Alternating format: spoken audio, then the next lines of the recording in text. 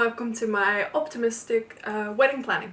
And why am I so optimistic? Because I think that I can do everything. I've forgotten that I'm actually the bride at my own wedding, and I'm just really excited to just do everything at this wedding. So I've needed to write down lists so I can write down things that I actually need to prioritize, and that's things like invitations and some of the decor and stuff. And I've probably decided, kind of half decided, that I'm probably not going to make my own wedding cake on my wedding day. But we'll leave that for another time. So today we're gonna dry flowers, and since Oscar proposed to me, I have been saving every bouquet that I bought, every bouquet that I've had in the garden, and I've also started telling my mother-in-law that she needs to start saving flowers as well, because I'm gonna make my own confetti! So gonna regret needing to clean that up later. But yes, I'm going to make my own confetti, and I'm going to be using all the flowers that I have, and some things that work better than others, but so far, for the most part, things have worked. So today I'm actually choosing my tulips, because tulips work really well, and they're actually quite easy to dry as well, because they kind of cue you when they're ready to be dried, and that's because you wake up the next morning and they've kind of dropped all of their pretty petals, and that's when I dry them. So how do I actually dry my petals then? And that is with one of these trays. Now this is just a paper stacking tray that I've got from IKEA, but it works really well, especially this one, because it has, I mean, it's just, what do you call it? This one works really well because it kind of has like a grate effect underneath it, so it's got tons of holes, and that means that it can nicely aerate the petals so that they do dry out evenly. So all I do is just spread them out on this tray and then let them dry. And it usually takes, I would say, up to a week maybe, and then depending on how thick the petals are and stuff, then maybe I'll leave it a little longer. But for the most part, I haven't had to flip any of the petals. They do kind of just dry out, and I think that is because they can aerate evenly between these grates. But I've filled these with flower petals, and it has worked really, really well. You can see my whole entire bucket. I mean, this is probably more than enough, but it's kind of addicting. Once you've started, you just want to keep going. I mean, it's expensive buying dried flowers, so why not do it yourself? So we have today a whole mixture of flowers here. So I got tulips, I got sunflowers from my amazing shoot that I did with Molly in the fall. For example, if you want to see what tulips look like when they're dried, that's what they look like. And I mean, a lot of these don't look very pretty when they're by themselves, but they do look really pretty when they are together. And another thing I've got drying here today: why throw away your hyacinths when you can pick up the petals and use them as confetti? So this is another thing.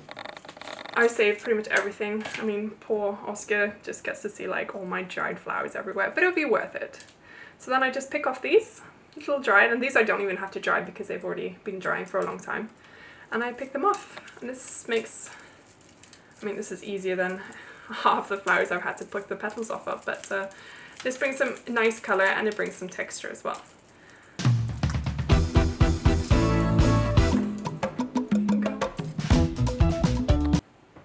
So what am I actually going to do with the petals on the wedding day? And that is, I have thought that both Molly and her cousin Isolde are going to walk down the aisle, and they're going to do the cutesy thing by chucking petals before I walk down the aisle myself.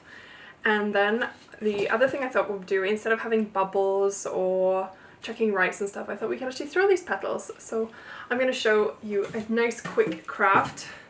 Keep in mind that you do have to make as many as you need for each guest. So this is going to be a quick craft to do, but then I'm going to have to do roughly 100 of them. So this is quite a big project for me, but it's going to be fun, and it's going to be so worth it when it's done, which is why you start now in January and not a week before the wedding. So you're going to need something round to trace. I'm using a lid here.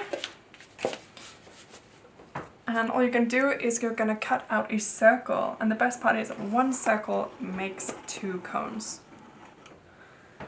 So there we go, here's our circle. I'm going to cut that out.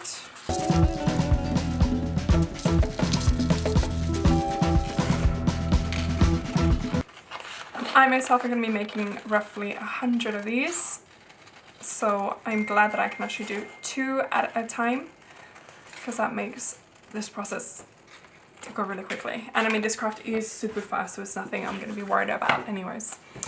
So here we go. Here I have my round piece of wallpaper, and I'm going to cut this in half. I mean, roughly in half. It doesn't have to be perfect, but it does help to have it 2 solid halves there. And now the easy part. You roll. So the bottom is going to be the point of the cone, and the top is going to be the top of the cone here. So you're going to roll that into the shape you like, roughly like that. You're going to take glue. Now I recommend using a good glue that works well. Not all cheap glues work well, and you'll just end up driving yourself crazy buying cheap glue, so do invest in a good glue stick. If you want to use tape, you can definitely use tape, but I like glue stick because it dries quickly and you don't have to see the tape as well. And there you go. That's it. That's how easy that was. One little cone.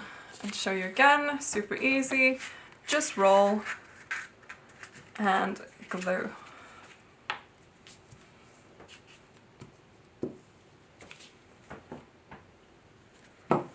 Roll and glue.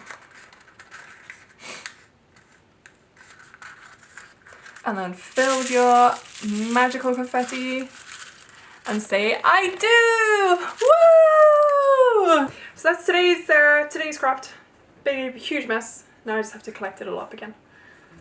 Hopefully you'd like to see more of my wedding crafts, and if you have any tips for great crafts that I can do on my wedding day, I will take anything and everything that you can recommend, because right now I have confetti. If you like my video today, make sure to subscribe, like and comment. And if you haven't found me on Instagram yet, I am Johanna Cryer on Instagram, and then you can follow my photography journey, and you'll also see some of these clips that I'll be posting on there as well. Bye!